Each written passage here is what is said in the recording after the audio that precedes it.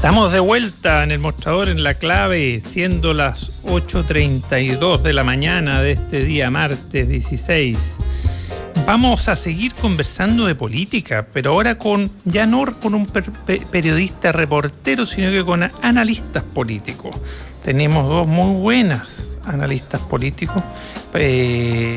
Lucía Damert, académica de la Universidad de Santiago, muy buenos días. ¿Estás por ahí, Lucía? Pues estoy. Buen día. Ahí estás. Muy buenos días, Lucía. Y tenemos también a Tomás Duval, también analista político de mucho prestigio. Muy bienvenido, Tomás Duval. Muy buenos días, Federico, y a todos los auditores. Columnista tradicional en el mostrador. Oye, ¿qué les parece que nos vayamos al tema de la carrera presidencial y las estrategias de los partidos para apoyar o desmarcarse de los candidatos? Durante el primer bloque conversamos con el periodista Hernán Leyton sobre muchos dimes y diretes y vericuetos, sobre todo el intento que se ha reporteado en el mostrador de Joaquín Lavín y su entorno para intentar no hacer primarias, para no correr ese riesgo, porque una candidatura que todo indica que no despega y que puede desmoronarse. Entonces, partamos, ¿qué les parece sobre esta carrera presidencial, sus impresiones, las estrategias que están viendo, un análisis prospectivo, una proyección? Lucía Damert, te cedo la palabra. Muy bien, gracias por la llamada. Saludos a Tomás también, que está por ahí. A ver, lo primero es que creo que la presidencial se va a redefinir completamente al día siguiente de la elección, que por ahora es del 11 de abril, dices tú. Sí, efectivamente, no sabemos si va a haber intentos de cambiar la fecha de elección dependiendo de cómo esté la pandemia, pero post-elección los partidos, los conglomerados y los independientes van a tener que sacar algunas cuentas, ¿cierto? Efectivamente, cómo les fue con concejales, con alcaldes, con gobernadores, y sobre todo lo que va a marcar la discusión del próximo gobierno entero, que es cómo les fue con el tema constituyente. Entonces, lo que vemos ahora son las típicas turbulencias antes de la sentada a negociar, y la sentada a negociar yo creo más dura en los dos lados. Y probablemente en el mundo independiente, que podría llegar a tener, digamos, un nivel de representación importante, por ahí pareciera que podría ser así en la convención, va a ser después de esta fecha, porque ahí vamos a saber cómo les fue, cuánta gente acarrearon, cómo les fue a sus principales dirigentes. Los dirigentes, muchos candidatos a constituyentes ni siquiera se están sacando fotos, o para concejal o para alcalde, ni siquiera están sacando fotos con los que son sus candidatos de partido. Bueno, entonces, eso es muy sintomático. Claro, pero es sintomático también de que estamos como en el pre-partido, ¿no? Efectivamente creo, no sé qué pensará Tomás, pero creo que no es muy bueno haber presidencializado tan temprano esta discusión, porque muchos de los otros candidatos han perdido espacio en prensa, espacio para debates, y están semi-amarrados un poco a un debate que entre candidatos que, como tú dices, de lado y lado crecen poco, no son tan conocidos. Por ende, creo que hay que esperar un poquito al 12 o cuando sea el día siguiente de la elección, como para ver cómo se miden los partidos. Pero este surgimiento de precandidato seguramente tiene su génesis y su explicación en la debilidad del gobierno, en lo que le llaman el pato cojo, ¿no? Que ya no tiene programa, no tiene ímpetu, entonces surgen como callampas los y las precandidatas. ¿Es así o no, Tomás Duval? Sí, yo concuerdo en parte lo que dice Lucía. La verdad es que nosotros estábamos en general, estoy diciendo, acostumbrados a que ya un año de las elecciones presidenciales o un poco menos, ya uno tuviera un panorama claro y definido. Pero resulta que esta elección es muy distinta y este año electoral también.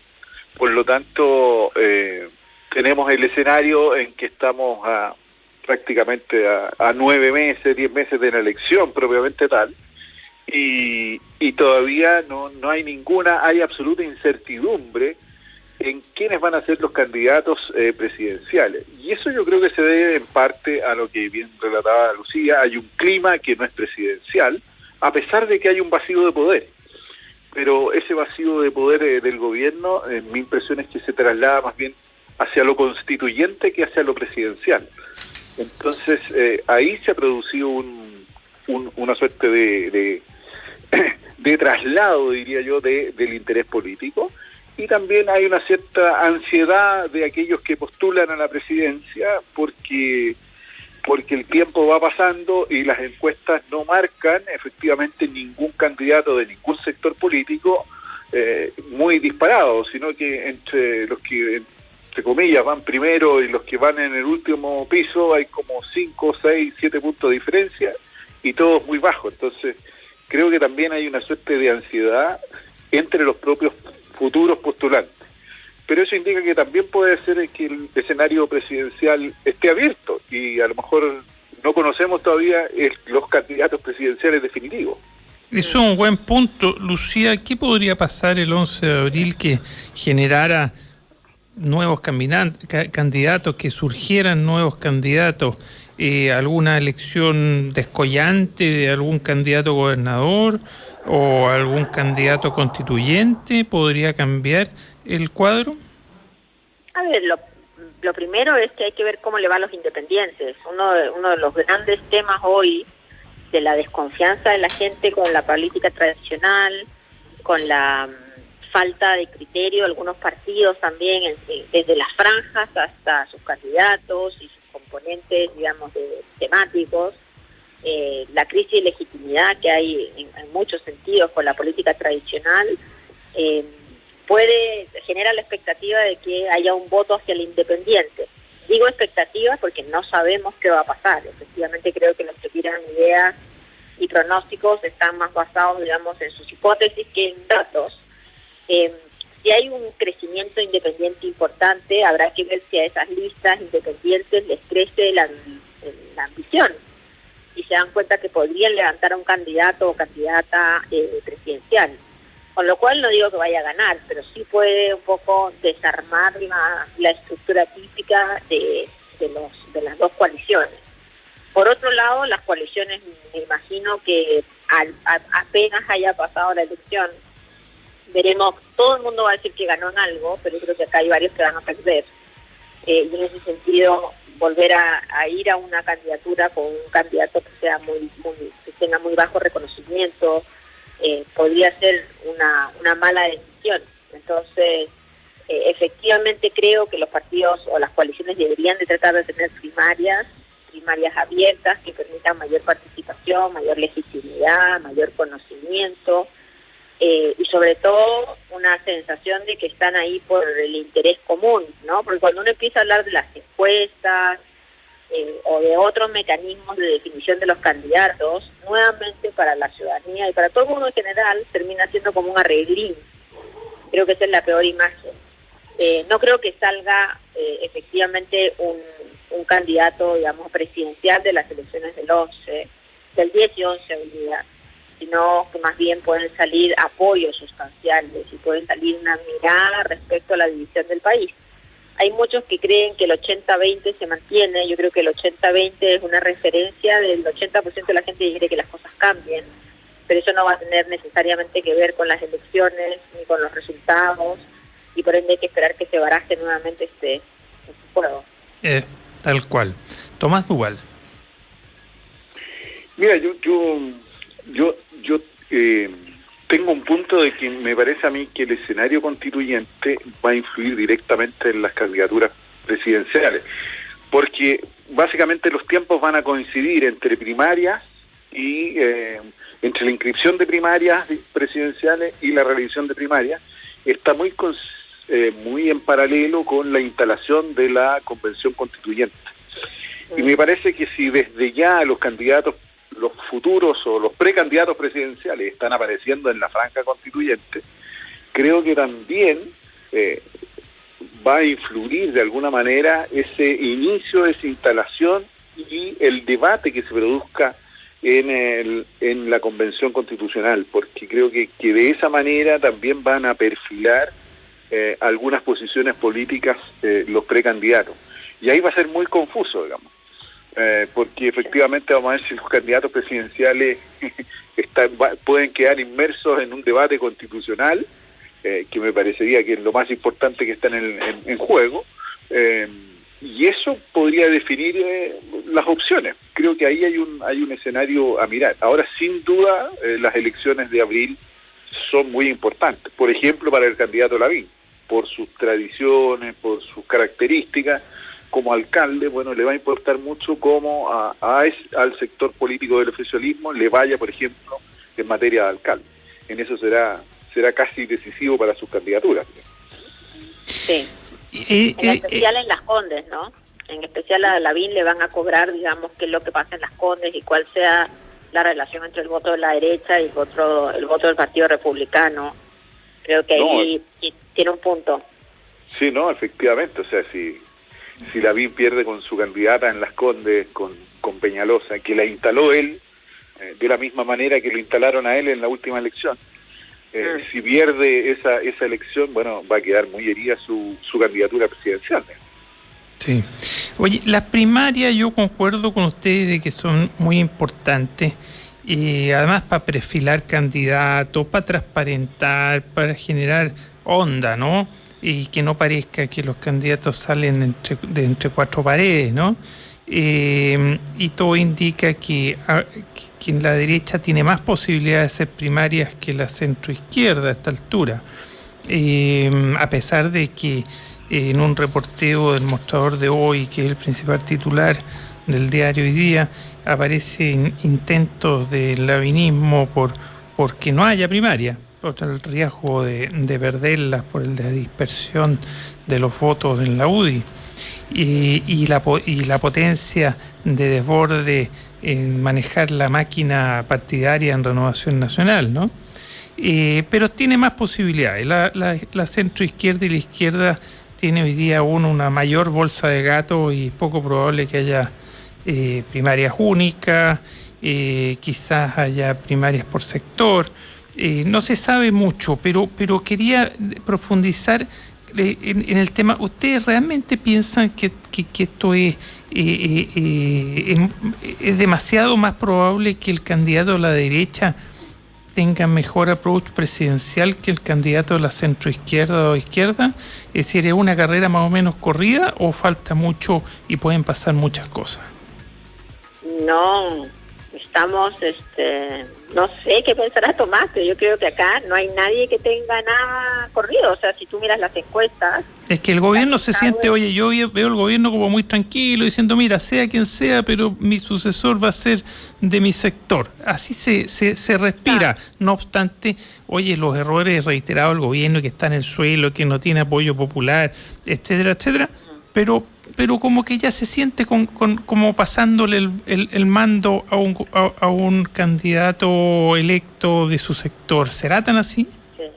No, yo no creo. La verdad es que creo que en este momento nadie puede cantar una victoria, mucho menos el gobierno, que no necesariamente está dejando mucha ayuda para su candidato o su candidato de coalición. El gobierno tiene bajísima aprobación, el presidente tiene bajísima aprobación. Al gobierno se le escapa gente por la derecha y se le escapa gente por el centro. No es que necesariamente sea un gobierno, salvo por el tema de las vacunas, digamos, que tampoco logra capitalizar en la opinión pública.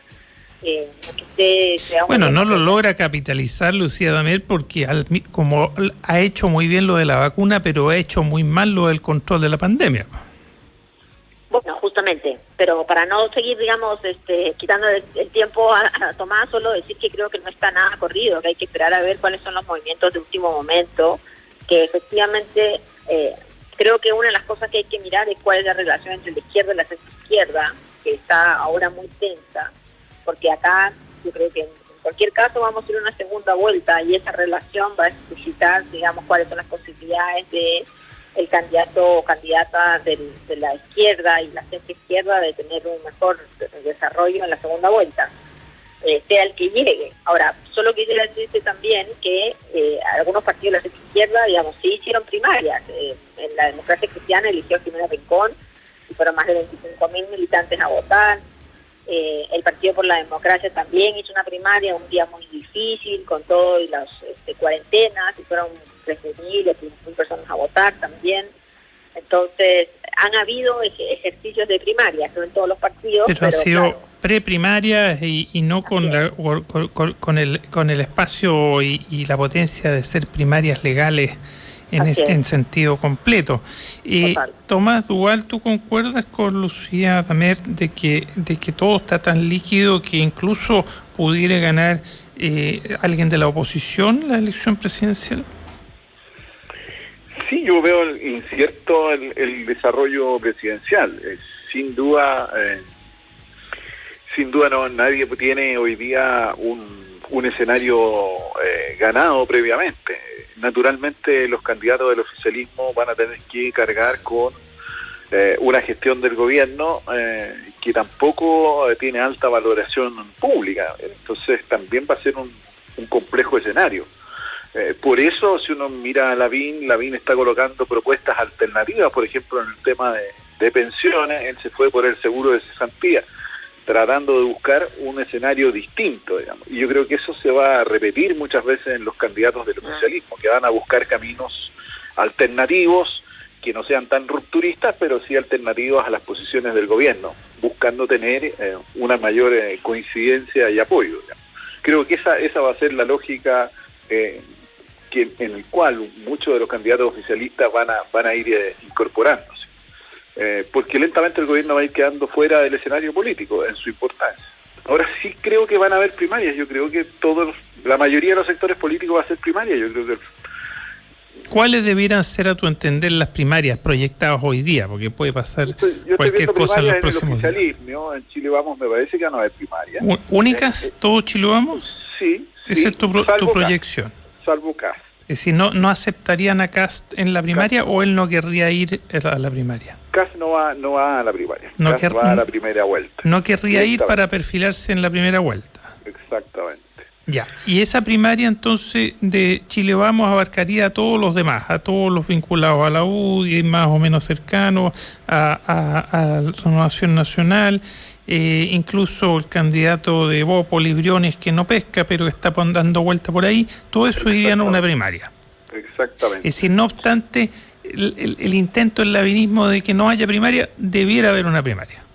Va a haber una primaria. Va a haber una primaria. Ese es tu análisis. Y respecto hoy día, por supuesto. Ahora tiene que definir la UDI entre uno y otro, porque ahí sí que no pueden ir divididos. Eso sería un problema mayor, digamos. Es decir, un tema de la UDI para esa primaria ir con un solo candidato, claro, y no para que no sea Lavín y Evelyn Matei, porque lo dispersaría demasiado. Exactamente. Bueno, y ahí habrá que ver también qué hace Sichel, ¿no, Tomás? Porque en el fondo, en la entrevista a Jacqueline Van Rieselbergher queda claro que ella hoy no votaría por Lavín porque le está llamando a salirse del rótulo socialdemócrata. Dice que tiene algunas diferencias con Matei. Respecto a Sichel, solo dice cosas positivas, entonces queda la duda hasta qué punto alguna parte de la UDI efectivamente podría votar por Sichel. Sí, yo veo a Sichel dentro de la primaria. Yo creo que va a participar adentro de la primaria. Sí, tienen que darle las condiciones, naturalmente.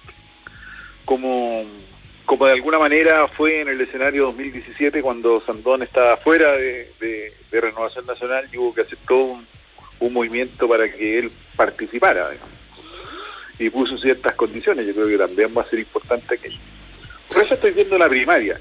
Yo creo que Unidad Constituyente al final de las tensiones va a realizar una primaria. Yo creo que arrepintió la elección anterior de que va a ser primaria sin costo alto.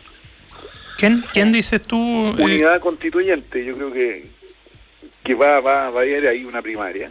Recuérdale, por favor, a la audiencia cuál es Unidad Constituyente.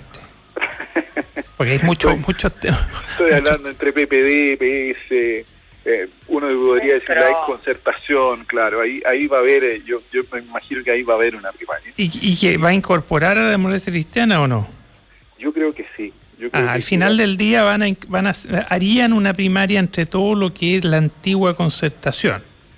Yo ahí no sé, fíjate, no sé, tengo mis dudas porque efectivamente hoy una primaria... Oye, sería lo razonable desde el punto de vista electoral, por lo menos. Claro.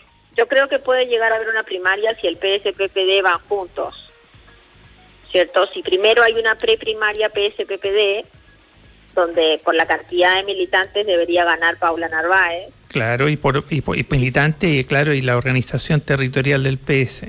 Así es, y después van a una primaria, sí, donde podría estar alguien de Nuevo Trato, podría estar Jimena Rincón y la candidata, digamos, en este caso tal vez Paula Narváez.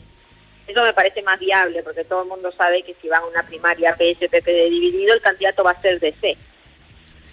Ahí no hay donde, claro, digamos, equivocarse. Entonces, ya, esa sería la alternativa por una primaria del antiguo mundo concertacionista, ¿cierto? Fíjate que yo tengo dudas. Bueno, pero yo creo estamos puro lucubrando para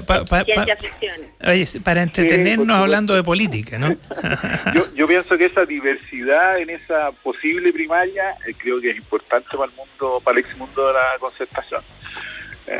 Yo creo que más allá que el PS es el partido más fuerte aún, digamos, pero creo que esa diversidad de candidatos puede darle una potencia distinta. Bueno, es mi opinión, digamos. Sí. Que lo que vayan a hacer, Lucía tiene razón, la lógica indicaría que se definan primero entre el PS y el PP. Claro, para poder competirle a la DC, independiente de qué es lo que pase al final en la primaria. Y claro, en el mundo ahí la DC se siente amenazada, sin duda. Por supuesto, pero bueno, tendrá que competir. Claro. Oye, y en el mundo frente amplista, incluido el Partido Comunista a esta altura, ¿qué debiera pasar? ¿Cuál es su análisis prospectivo, Lucía Damer y Tomás Duval? Brevemente. Bueno, no sé, mi impresión es que hoy el candidato del Partido Comunista es mucho más sólido, tiene mucho más reconocimiento ciudadano. Pero tiene más techo también, ¿no? Sí, pero a veces uno no necesariamente candidatea con el objetivo de tener 60 puntos en la primera vuelta, ¿no? La gran pregunta es quién va a pasar a la segunda vuelta. Y para el Partido Comunista llegar a la segunda vuelta sería, digamos, un hecho histórico. Me parece que el candidato del Partido Comunista a esa primaria estaría llegando más fuerte. De hecho, no sabemos quién sería el otro candidato o candidata. Pareciera que podría ser Gabriel Boric, que a mí me parece una súper buena figura, pero efectivamente tiene un aparato político mucho más débil que el aparato que tiene el Partido Comunista, con lo cual habría que ver cuánta otra gente, digamos, no militante decide participar. Ojalá que tengan primaria. Yo creo que le viene bien a la política en general en el país expresar sus ideas en blanco y negro, para que nadie después se sienta sorprendido por las acciones de aquellos que han sido elegidos. Claro, sobre todo que el sector que predica la nueva política, ¿no? Sí, no, y además que creo que son los que también están yendo con con propuestas de reformas mucho más osadas.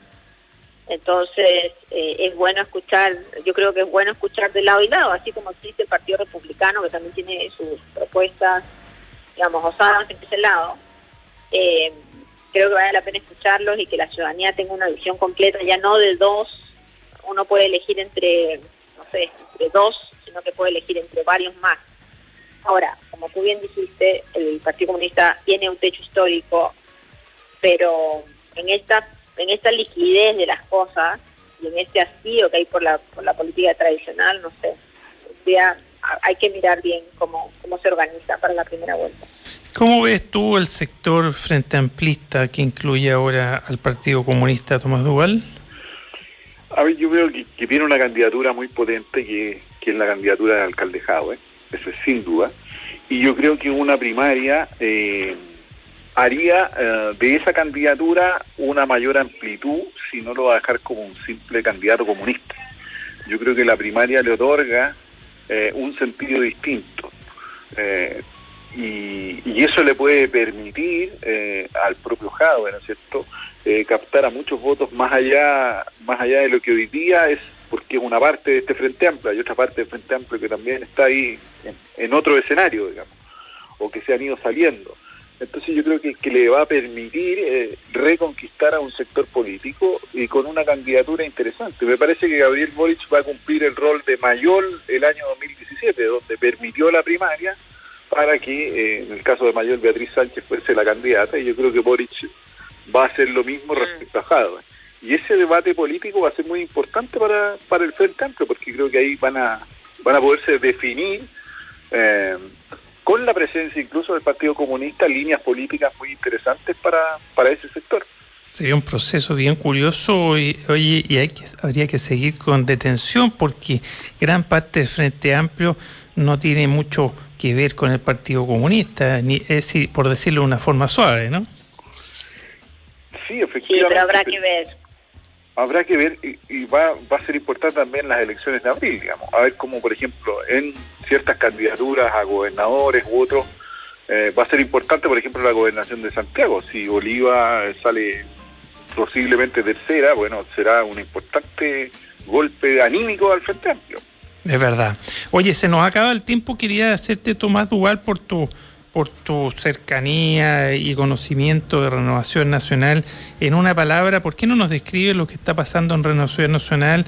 Desborde está pudiendo consolidarse sin que le sigan dando ataque amigo, sin recibir ataque amigo.